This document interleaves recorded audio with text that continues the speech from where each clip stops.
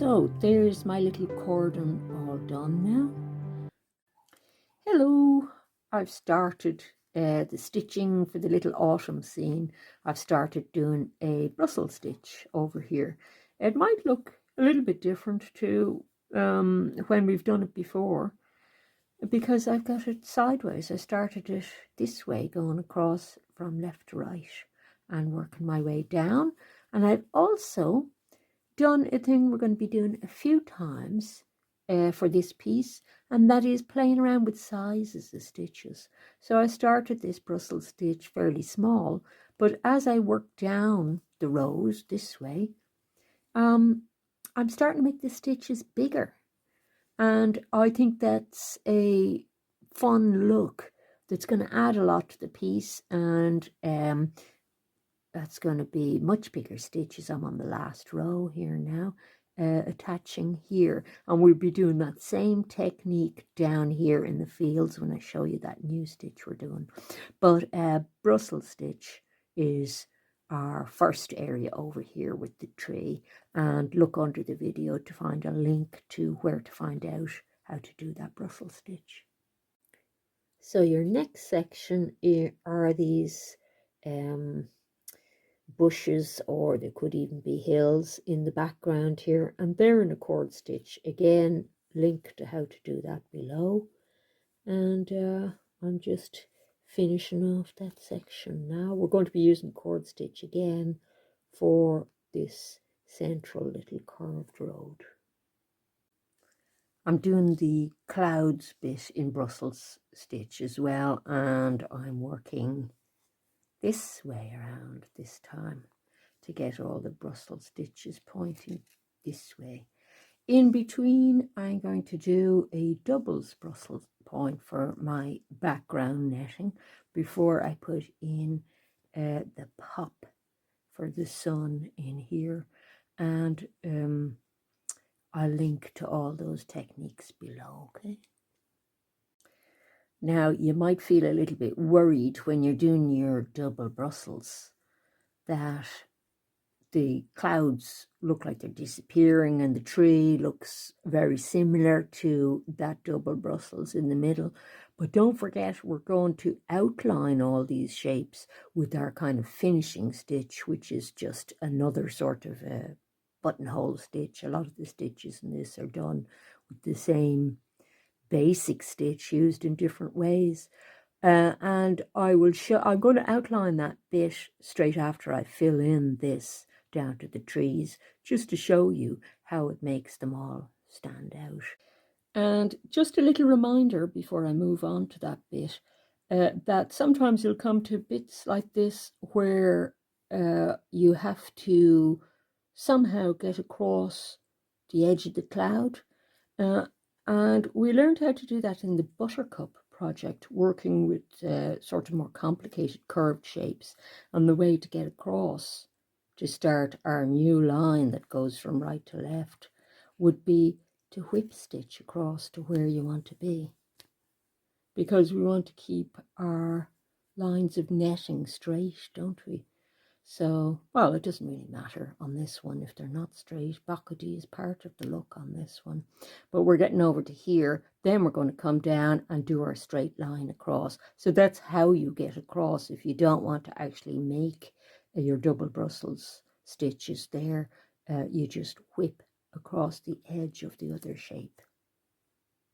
And of course, also bear in mind you're going to be using your whip stitch down here as well to attach that netting to your line of trees. So I've got that nice finishing stitch around those areas now, just to show you that they do actually separate nicely when you do your finishing. I've still a few bits of finishing stitch to do here, but I'll leave that to the end when I'm doing the finishing stitch all the way around. I've also put in the pop. And again, if you don't know how to do any of these techniques, there are links below.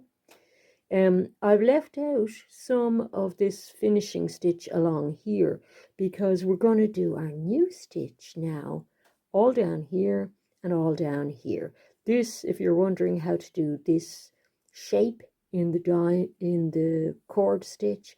It's a diamond shape that we did in the Buttercup project, so I'm putting a link to that as well below.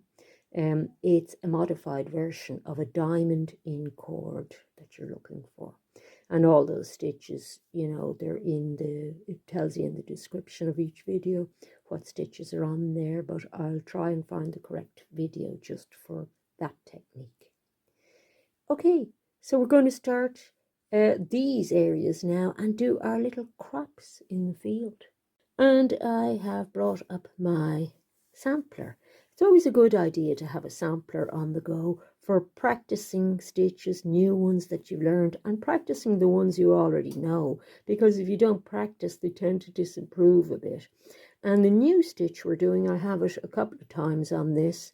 I have it here in the first few lines, and I have it fairly straight and even. It's a Spanish point. In this one, you probably mightn't even guess it's the same stitch. It looks so different. But I have a very, very wobbly version of it here, where I've gone very kind of free form on it. And that's the version that we're going to have fun with here, because remember I said we were playing with the size of stitches on this piece. So that's going to look great in the fields as crops, because of course fields, if we have a look at our picture, fields do things like sloping downwards, and they have uneven bits in them, don't they? So our crops would look really cool if instead of their straight lines like this, they've got these sort of lines. So I'm going to show you how to do that stitch now. So I'm going to work on this right side panel here. I could have started over here if I'd wanted to. It doesn't matter which one you do first. And I'm starting it off. I've tied it in at the side, and I'm going to work left to right. And it's like a Brussels point, okay? Like a Brussels stitch. But instead of doing a loop, we're going to grab the thread that goes into the needle, the thread that has the doubled bit on it, and pass it under the needle, over and back under, ending facing to the left, okay? Then we're going to pull through. So it's basically a wrap around the needle for this. And you keep pulling until you get that sort of effect. And I'll just see how close I can get it to focus for you. So you see the way there's a little wrap effect there. So that's what we're doing. So for the first line, you know, don't worry about size or anything like that. Just keep it the same distance apart as you would for kind of a Brussels point stitch. Wrap over, under, and end at the left, and pull through. I usually keep my finger on the thread just so it doesn't get too tangled. Now, as I say, we are going to play around with the size of this. Normally, if you were doing it for sort of a background netting, you'd want something fairly straight like that. And although we're doing the first line fairly straight, we'll start messing about a little bit with sizes then.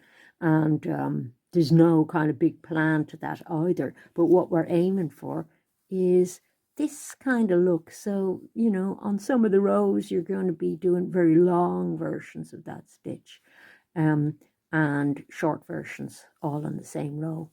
I'll show you what it looks like coming from left to right. I'll just finish out this row. Okay, so we're working right to left now, and on this row, we're whip stitching through each stitch, which is a technique we did before, actually, when we were doing the tops of those holes for the diamond. But it's meant to keep the kind of rigidity of the net if you were doing it as a background net, which we're sort of, we don't need it to be that perfect, but it's just a way of getting from the right to the left for this project. And we'll probably use it as a background in the next mini project I do. which I have a beautiful new stitch for you to learn in. It's my favorite stitch. You're going to love it. We're going to do a little oak leaf on a background, and we'll use this stitch for the background. But the new stitch is a pea stitch, and you're going to love it. The other thing I want to point out about this is that as your rows come forward, we're doing it like a little landscape, okay? And we want a little bit of perspective in it. So to get a perspective, things in the distance are smaller than things in the foreground. So if you bear that in mind and maybe make your rows very slightly bigger as they come down, you'll help get a very slight sense of perspective in. And I'll just get over to the left again, and then we're going to repeat the first row that we did.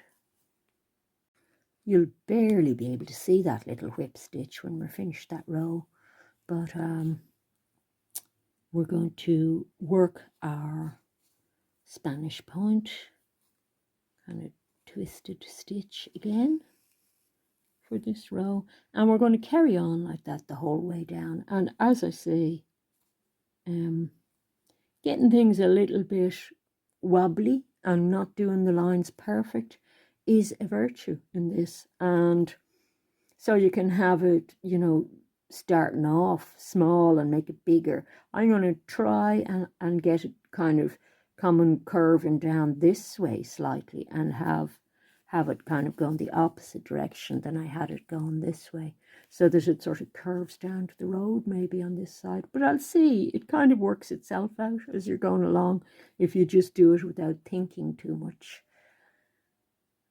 So I'll see you when I'm finished this, show you how it turned out.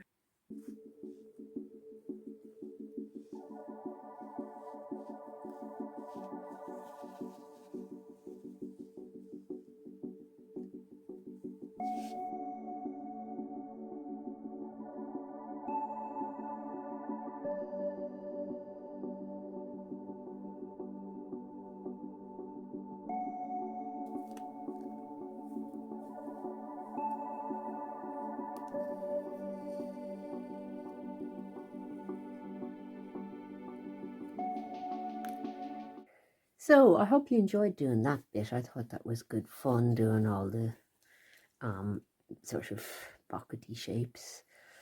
So I'm just going to finish off all my edging bits around all the different shapes with a very plain edging stitch. I'm not doing any fancy picots on this one, because I think the design, a plain edging would really suit this. So I'll see you when I finish this bit and show you how it turned out.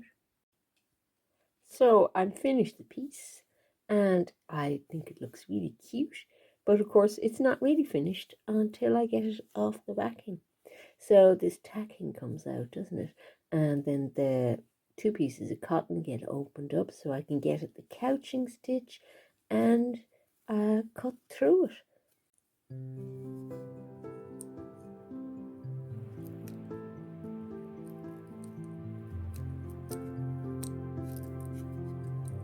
There it is off the back.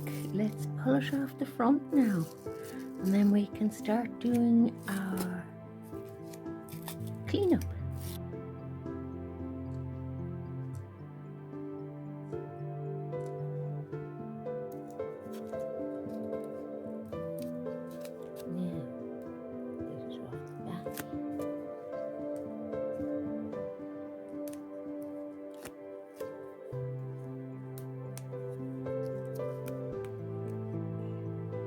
Here's the finished piece, and I hope you like how yours turned out as well. Thanks for watching.